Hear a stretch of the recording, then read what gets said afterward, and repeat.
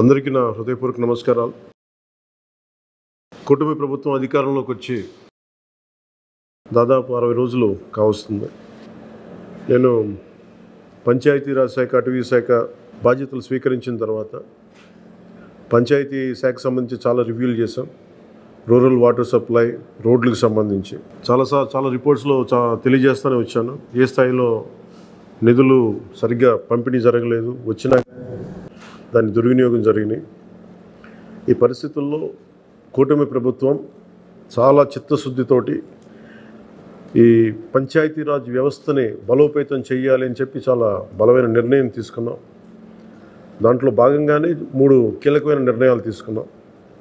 ఒకటి, ఆగస్టు 15 ఈ జెండా పండుగకి సంబంధించి. 2, మనకి జాతీయ ఉపాధి హామీ పథకానికి సంబంధించి ఒకటే రోజున 13,326 పంచాయతీల్లో గ్రామసభ తీర్మానాలు జరగాలి. ఆ దిశగా అడుగులు వేస్తూ ఉన్నాం. ఈ గ్రామసభ తీర్మానం అంటే ఏంటంటే, జాతీయ ఉపాధి హామీ పథకం ద్వారా వచ్చే కేటాయించిన పనులకు కానీ నిధులకు కానీ ఆ ప్రజాప్రతినిధులు, ఆ ఎమ్మెల్యేలు కానీ, గ్రామ సర్పంచులు కానీ, పంచాయతీ సర్పంచులు కానీ, ఆ పంచాయతీలో ఉన్న ప్రజలు కూడా అందరూ ఏకగ్రీవంగా అంటే ఏ పనులు జరగాలి, జాతీయ ఉపాధి హామీ పథకానికి సంబంధించిన ఆ పనులకి మన గ్రామాల్లో ఏ పనులు జరగాలి, ఏ పనులకి ఆ నిధులు కేటాయించాలి, ఈ దృష్టిలో గ్రామసభ తీర్మానం జరుగుతుంది. విడివిడిగా కాకుండా ఒకటే రోజున 13,326 పంచాయతీల్లో ఒకటే రోజున గ్రామసభ తీర్మానాలు జరగాలని కీలకంగా ఆదేశించడం అయినది. ఆ విధంగా ముందు ఒకటి చేస్తూ ఉన్నాం. రెండవది, జల్ జీవన్ మిషన్. అంటే ప్రతి ఇంటికి కుళాయి అనేది ప్రధానమంత్రి గారి ఆకాంక్ష, ఆశయం. ఏ ప్రభుత్వం కనీసం మానవ హక్కు ఇది. అలాంటి జల్ జీవన్ మిషన్కి సంబంధించి గత 5 సంవత్సరాలుగా ఎక్కడ కూడా సంతృప్తికరంగా గత ప్రభుత్వం చేయలేదు. రాష్ట్రంలో గ్రామీణ తాగునీటి సరఫరా ఇది అసలు ఏ స్థాయిలో ఉంది? ఉదాహరణకి జల్ జీవన్ మిషన్ కింద ఒక దాదాపు 27,000 కోట్లు ఖర్చు చేయాల్సి వస్తే గత ప్రభుత్వం 4,000 కోట్లే ఖర్చు చేస్తుంది.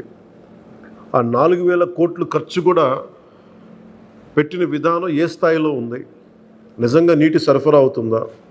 ఉదాహరణకి చాలామంది ఎమ్మెల్యేలు అందరూ కూడా నా దృష్టికి తీసుకొచ్చిందా కూడా నాకు వాళ్ళు ఇచ్చే ఈ పిటిషన్స్ కానీ ఇవన్నీ కూడా ఏం తెలియజేస్తున్నాయంటే, పంచాయతీల్లో కానీ గ్రామాల్లో కానీ జేజే మిషన్ కింద పైప్ లైన్లు వేశారు, కానీ దానికి ఆ నీటి సరఫరా ఉండే ఇది లేదు. దానికి వాటర్ సోర్స్ లేకుండా పైప్ వేసి వెళ్ళిపోయారు. అంటే దీని వెనక ఏమనిపించిందో, నిజంగా ఏదైనా వీళ్ళు డబ్బులు చేసుకోవడానికి పైప్ లైన్లు వేసి వదిలేశారన్నది ఆలోచన వచ్చి దాని మీద ఏం ఆదేశించాం పంచాయతీరాజ్ శాఖ ఉన్నతాధికారులందరినీ ఏంటంటే, అసలు రాష్ట్రంలో గ్రామీణ తాగునీటి సరఫరా పరిస్థితి ఎలా ఉంది, ఎన్ని గ్రామాలకి పైప్ లైన్స్ బాగున్నాయి, నీటి సరఫరా స్థాయి ఎలా ఉంది, రోజుకి ఎన్ని లీటర్లు నీళ్ళు వస్తున్నాయి, అలాగే ప్రస్తుత పరిస్థితి తెలుసుకోవడానికి దాదాపు ఒక 12 అంశాల మీద మేము సర్వే చేయమని ఆదేశించాం. దీన్ని పల్స్ సర్వేగా మీ దృష్టికి తీసుకొస్తున్నాం. ఇది పల్స్ సర్వే చేపడుతున్నాం. దీంట్లో వచ్చిన డేటా ఆధారంగా జల్ జీవన్ మిషన్ని కూటమి ప్రభుత్వ ఆధ్వర్యంలో అత్యంత పకడ్బందీగా ప్రణాళిక రచన చేయడానికి ఈ సర్వే నిర్వహిస్తున్నాం. ఒకసారి ఈ డేటా పాయింట్స్ అన్నీ రాగానే ఏ పంచాయతీల్లో నీళ్ళు వస్తున్నాయి, ఏ పంచాయతీల్లో పైప్ లైన్లు డ్యామేజ్ అయినాయి, అసలు గత ప్రభుత్వం చేసిన 4,000 కోట్ల రూపాయల ఖర్చు నిజంగా ఆ ఉద్దేశింప పనులకి జరిగిందా లేదా, వీటన్నిటిని కూడా ఈ పల్స్ సర్వేలు మనకి తెలిసి వస్తాయి.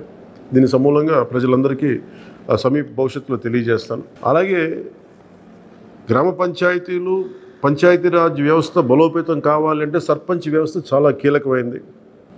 గత ప్రభుత్వం పంచాయతీ ఎన్నికలు సరిగ్గా నిర్వహించలేకపోవడం వల్ల మనకు నిధులు రాలేకపోయినాయి. చాలాసార్లు మేము అధికారంలోకి రాకముందు పంచాయతీ మనకి సర్పంచ్లందరూ మా దృష్టికి తీసుకొచ్చింది ఏంటంటే, కనీసం మాకు బ్లీచింగ్ పౌడర్ కూడా మాకు కొనుక్కునే డబ్బులు లేవు మా దగ్గర. వాళ్ళ అకౌంట్లో పడ్డా కానీ డబ్బులు ఈ ప్రభుత్వం ఈ డిస్కౌంట్స్కి అని చెప్పి డబ్బులు తీసేసుకున్నారు. సో పంచాయతీల నిర్వహణకి ఎన్నికలు జరిగినాయి, కానీ పంచాయతీల నిర్వహణకి సంబంధించి ఏ విధంగా వారికి సరైన ఆర్థిక పరిపుష్టి జరగలేదు నిధులు పడ్డాక. నిధుల దుర్వినియోగం జరిగింది, అది మీ అందరికీ తెలిసిందే. దానికి మరింత వివరంగా ఎప్పటికప్పుడు తెలియజేస్తాం. సో ముఖ్యంగా పంచాయతీరాజ్ వ్యవస్థని, సర్పంచ్ వ్యవస్థని బలోపేతం చేయాలన్నదే మా కూటమి ప్రభుత్వం తాలూకు ఆశయం, ఆకాంక్ష. దాంట్లో భాగంగా ఇప్పటిదాకా గత 30 సంవత్సరాలుగా, గత 1990 నుంచి ఇప్పటిదాకా ఎప్పుడు మన 15 ఆగస్టు పండగ జరపడానికి ఇప్పటిదాకా నిధులు ఎప్పుడు సమకూర్చలేదు. చాలా నామకే వాస్తే నామమాత్రంగా ప్రతి పంచాయతీకి, చిన్న పెద్ద పంచాయతీలకి 100 రూపాయలు, చిన్న పంచాయతీలకి, పెద్ద పంచాయతీలకి 250 రూపాయలు చొప్పున ఇచ్చేవారు. ఒకవైపేమో గాంధీ గారి కలల కన్నా పల్లెలు పట్టుకొమ్మలు అంటూ ఉంటాం, గ్రామీణ స్వరాజ్యం అని మాట్లాడతాం. కానీ ఎన్నికల్లో నిలబడ్డ పంచాయతీ సర్పంచ్కి మటుకు జెండా పండుగ నిర్వహించాలంటే వాళ్ళకి ఇచ్చే డబ్బులు 100 రూపాయలు, 250 రూపాయలు. ఈ రివ్యూ మీటింగ్స్లో మాకు తేలింది ఏంటంటే 100 రూపాయలకి, 250 రూపాయలకి 13,326 పంచాయతీల్లో ఏం చేయగలరు? మేము ఒకటే ఆదేశించాను, రాగానే చాలా ఘనంగా జరుపుకోవాలి. గాంధీ గారి ఈ గ్రామ స్వరాజ్యాన్ని నిజంగా మనం ముందుకు తీసుకెళ్లాలంటే ఆ స్టేట్మెంట్ చాలా బలంగా ఇవ్వాలి. 1994లో ఇచ్చిన జీవో 100 రూపాయలు, 250 రూపాయలు, ఒకటి స్వాతంత్ర దినోత్సవానికి, 2 గణతంత్ర దినోత్సవానికి, వాటిని పెంపొందించేలాగా, వాటిని పెంచేలాగా ఒక కీలకమైన నిర్ణయం తీసుకుంది ఈ కూటమి ప్రభుత్వం. ప్రతి ఒక్క పంచాయతీలో సర్పంచులు తలెత్తుకొని సగౌరవంగా జెండా వందనం చేసేలాగా రాష్ట్రంలోని ఎన్డీఏ ప్రభుత్వం నిర్ణయం తీసుకుంది. ఆగస్టు 15న స్వాతంత్ర దినోత్సవ వేడుకల నిర్వహణకు నిధులు కొరత లేకుండా చేశాం. చిన్న పంచాయతీలకి 10,000 రూపాయలు, మేజర్ పంచాయతీలకి 25,000 రూపాయల చొప్పున నిధులు సమకూరుస్తున్నాం. దానికోసమని జీవోను కూడా రిలీజ్ చేశాం. దీనిని పంచాయతీ సర్పంచులు దీన్ని పూర్తిగా సద్వినియోగం చేసుకోమని నేను విన్నవించుకుంటా ఉన్నాను. ఇప్పటి వరకు పంచాయతీలకి ఇంత పెద్ద స్థాయిలో ఆగస్టు 15, జనవరి 26 వేడుకలకు నిధులు ఇచ్చింది లేదు. 34 సంవత్సరాలుగా 1990 నుంచి ఈ మొత్తం ఇప్పటిదాకా పెంచలేదు. 34 సంవత్సరాలుగా ఈ పండగలకి, జెండా వందనం పండగ కానీ, గణతంత్ర దినోత్సవానికి కానీ 100 రూపాయలు, 200 రూపాయలు చొప్పున ఇచ్చేవాళ్ళు. ఈ మొత్తాన్ని గణనీయంగా పెంచాలని చెప్పి కూటమి ప్రభుత్వం నిర్ణయం తీసుకొని జీవో జారీ చేసింది. 13,326 పంచాయతీల్లో ఘనంగా, గౌరవంగా స్వాతంత్ర దినోత్సవ వేడుకలు సాగాలన్నదే మా కూటమి ప్రభుత్వం ఉద్దేశం. ఇప్పటి వరకు సర్పంచులు అతి స్వల్ప మొత్తాలతో వేడుకలను ఘనంగా చేయలేకపోయేవాళ్ళు. ఈ విషయం నా దృష్టికి వచ్చింది రివ్యూస్లో. దీనిపైన ఉన్నతాధికారులతో మాట్లాడి ఏ దశలోనూ ప్రజలు ఎన్నుకున్న సర్పంచుల ఆత్మగౌరవం తగ్గకుండా దేశంలో పవిత్రమైన 15 ఆగస్టు గణతంత్ర వేడుకలు గర్వంగా చేసుకునేలాగా, సగర్వంగా చేసుకునేలా చర్యలు తీసుకొని చాలా స్పష్టంగా ఆదేశాలు ఇచ్చాను. ఆ దిశగానే నిర్ణయం చేశాం.